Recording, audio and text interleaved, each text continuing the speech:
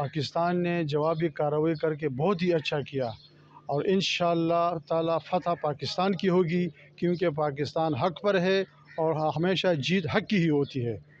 رات کو جو کارروائی کی ہے ہمارے آرم فورسز نے، انہوں نے S-400 کا ایئر بیس، انڈیا کا S-400 ایئر بیس تباہ کر کے یہ ثابت کی ہے کہ ہم ہر قسم کی جنگ کے لیے تیار ہیں اور ہم ہر کسی کو منہ توڑ جواب دے سکتے ہیں۔ جی بہت اچھا کیا ہے جو ہماری پاک آرمی نے کارروائی کی ہے انڈیا پہ، جو جوابی کارروائی تھی، ایک اچھا اقدام تھا، جواب دینا چاہیے، کیونکہ انڈیا نے پہل کی ہے تو اسی وجہ سے اسے تھوڑا بہت بتانا چاہیے تھا کہ واقعی ہمارے پاس بھی طاقت رکھتے ہیں جواب دینے کی۔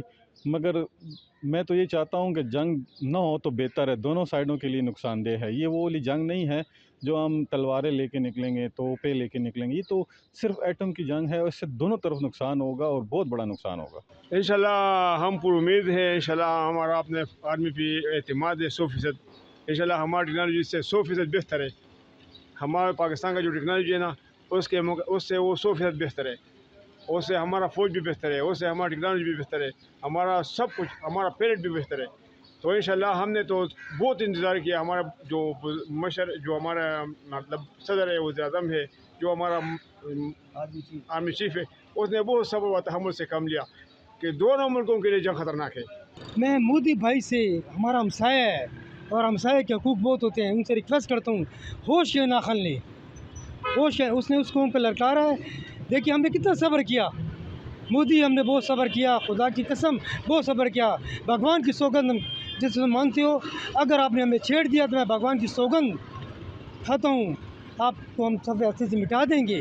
میں اپنے سپہ سالار جنرل عاصم منیر صاحب کو اور DG ISPR جناب احمد شریف چودھری صاحب کو مبارکباد پیش کرنا چاہتا ہوں کہ جو انہوں نے آج کر دکھایا، پوری قوم کا سر فخر سے بلند کر دیا۔ تو اللہ تعالیٰ آپ کو اپنی حفظ و امان میں رکھے، اور اللہ تعالیٰ آپ کا حامی و ناصر ہو۔ ہماری دعائیں بھی آپ کے ساتھ ہیں، اور ہر میدان میں ہم آپ کے ساتھ شانہ بشانہ انشاءاللہ ہوں گے۔ آپ نے انڈیا کو ایسی شکست عبرتناک دی ہے، اور اتنی دندان شکست دی ہے کہ وہ مدتوں یاد رکھیں گے۔